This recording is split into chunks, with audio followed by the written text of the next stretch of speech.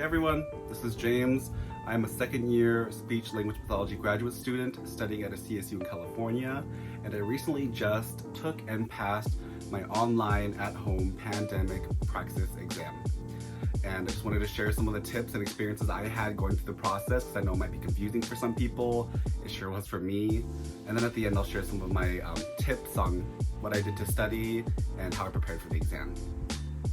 So on the day of the exam, after you've registered and everything, maybe half an hour to an hour prior, log on to your ETS account, go to upcoming tests. It will take you to a page that has a countdown timer, basically counting the hours, minutes, and seconds until your demise, aka the praxis. And it was actually kind of anxiety driving for me because I've never seen that, and I didn't log onto the account prior, so I didn't know where to go once the timer went off. But once the timer goes off, it's gonna have a little button where you can press to start the exam, so just wait for that to happen.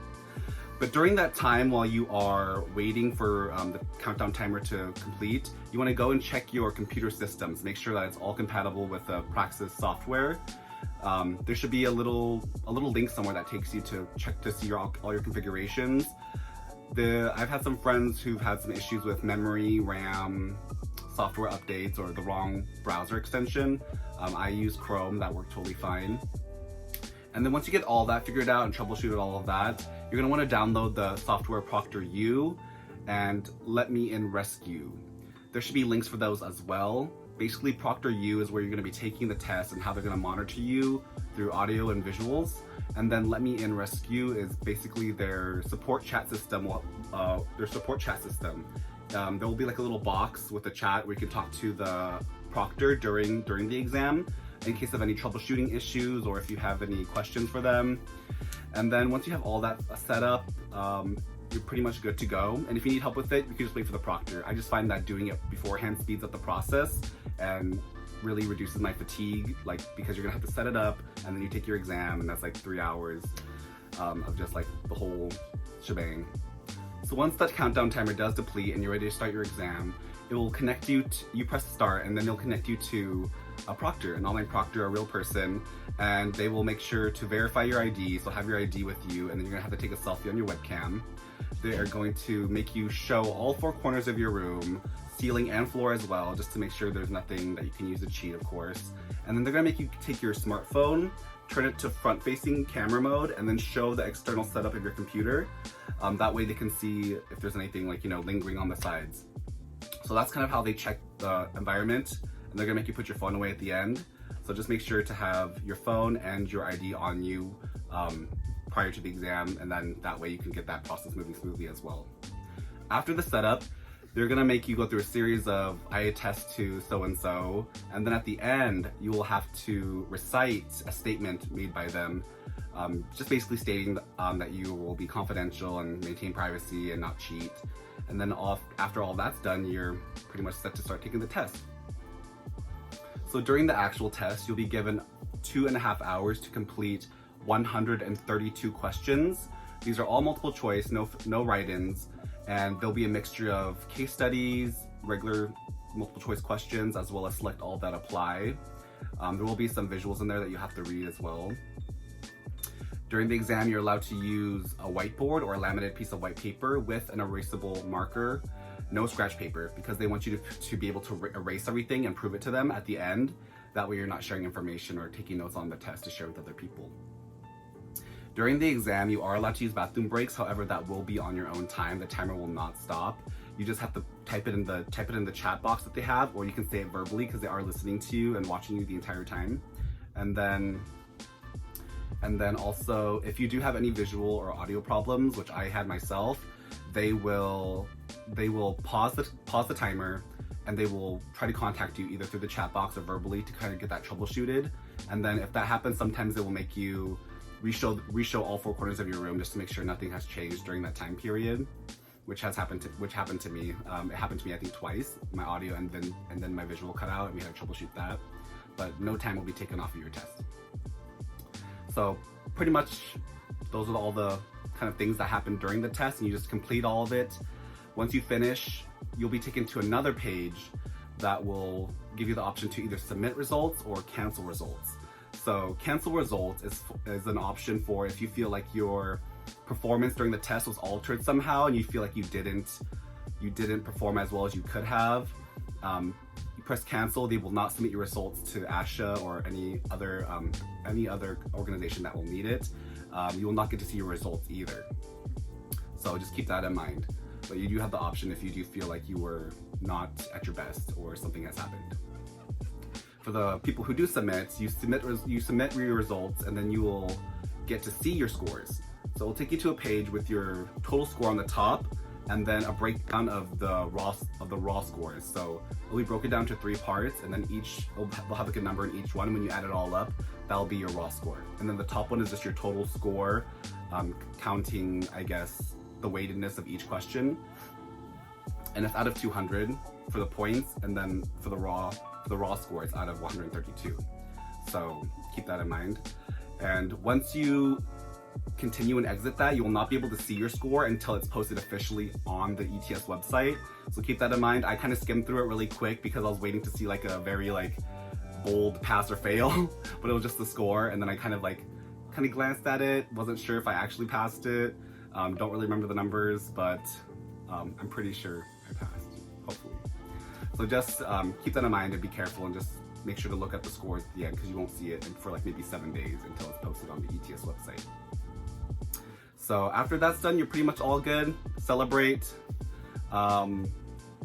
They'll probably send you a questionnaire at the end to see how their services were, and then you're all good to go. And then if you want to look at your scores later on, they'll be posted in about a week, like I already said. So that's pretty much how my Praxis experience went, my online at-home pandemic Praxis.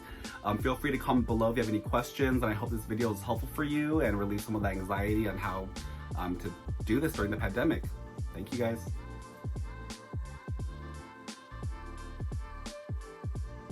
So in regards to how I studied and prepared for the exam, I used 5 major resources. The first one was the Advanced Review of Speech Language Pathology by Dr. Roseberry, and this is the 5th edition. This one's pretty pricey, but it has the topics that are covered all in the Praxis. Might not go super into detail, but it does cover all the topics, and it comes with some excellent practice questions at the end that kind of review each chapter. So I use this both individually and in the group. Individually, I would just read through the chapter, and at the end of the week, I would meet with my study groups, and we would discuss the practice questions, and we would try to, before looking at the answers, we would try to rationale and discuss our reasons why we chose specific answers if they clashed, and that way we learned a lot from other people, and it was really, really helpful. The second tool that I used was the 3 forms of the Praxis exams. Really, really helpful. I want to reiterate that. I think if you can't afford this book, the Praxis is like a must, at least one of the forms, because it goes over the format of the actual Praxis very, very well. All of the questions might not be exactly the same, or you won't see the same kind of questions on the exam. They go over the format extremely, extremely well. They will go over the types of questions that they have. You can practice your test endurance, because it does take 2 hours to take the practice exams. And then 3, you have 10 uses for each practice exam. And to be honest, who's gonna take 10 2-hour practice exams, especially when the questions don't change in order or change in content? So if you have some friends and you want to save some money, maybe each one could get one of the practice exams, and then after taking it 2 or 3 times, go ahead and share it, because you have 10 uses. And that's what I did with some of my group members, and it was really, really helpful, especially if you're trying to save some money. The third resource that I used was Quizlet. Quizlet has some really great flashcards made by some previous students who have taken the test already. I used it kind of as like a baseline to see how well I knew the material, and since they have already taken the exams, what was on the Praxis. A lot of the questions on these Quizlets were about craniofacial, BPD, dysphagia, cognition, language development, all that good stuff, and it really helped supplement my understanding of where my gaps were in knowledge. So feel free to check it out. Don't reinvent the wheel. There's a lot of flashcards on there. And then the 4th item that I used, or the 4th resource that I used, was Reddit. Reddit had a lot of people who have, or quite a few people who have already taken the Praxis exam, have posted their experience on there regarding their test scores, topics that were covered on there, and just some helpful tips. So I really suggest you look on Reddit and just kind of see what's been going on, like what have people been seeing. It was really helpful, and it, you know, kind of get a candid review of how their exam went. And then the fifth resource that I used was just my general school notes, as well as my teachers and classmates. Because I took the test a little bit early, we didn't finish a major chunk, a couple major pieces of our coursework. I have 2 classes left for my semester, which are AAC and voice, and we didn't get to touch upon treatment for either of those prior to me taking the test.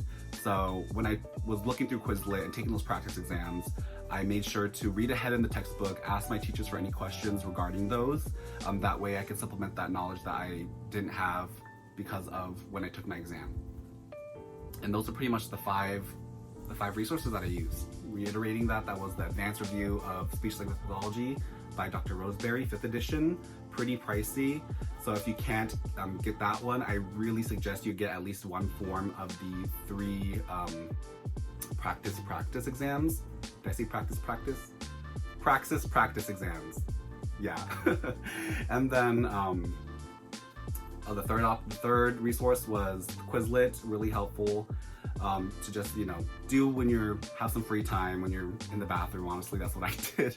I would sit there and just review a couple cards. When I wake up in the morning, just review a couple cards, see what I knew, what I didn't know. And then 4 was Reddit, really, really helpful. I suggest you look at it just because, like I said before, candid responses from people who've already taken the praxis regarding, you know, some topics that were on there, their scores, what that meant.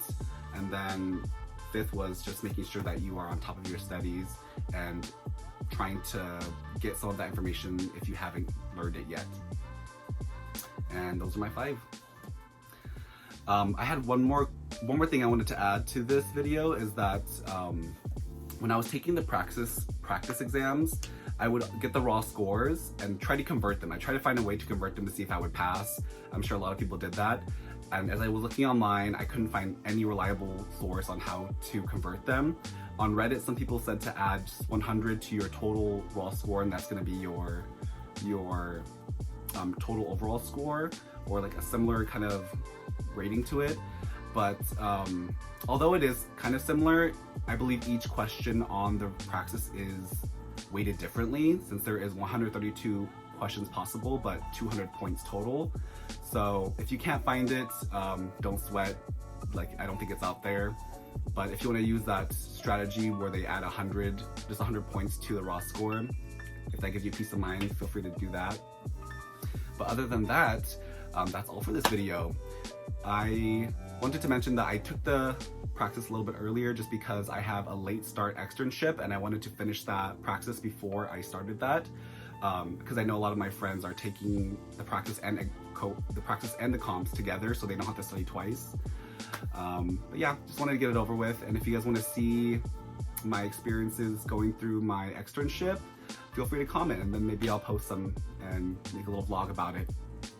Thank you guys for watching. I hope this video helps you, and I hope you guys do well on your exams. Good luck out there. Bye.